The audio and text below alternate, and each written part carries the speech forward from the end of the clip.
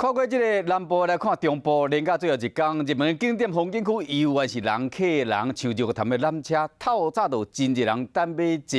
但这个所在位4楼，这个排到1楼，排到楼骹，拢总是人。早起一个开放，讲上少要等半点钟才会使坐。南投有乐园，一寡烟花开甲真水，有大人囡仔做伙去看烟花，有真个大人带囡仔，佫精心打扮过，翕相要留下上界珍贵的记忆。远方是为了大家会使耍甲真欢喜，所以讲呢，有15000人的限制，希望讲这个人呢，莫互这个风景，莫互这个欣赏的人失控，安尼才好。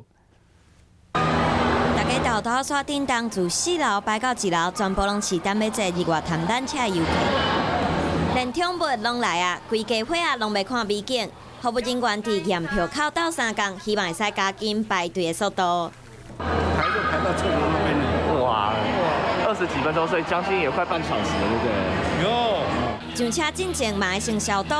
一透早才拄开放入场，就有真侪排队的游客，至少要等半点钟，就是为着会使看到这美景。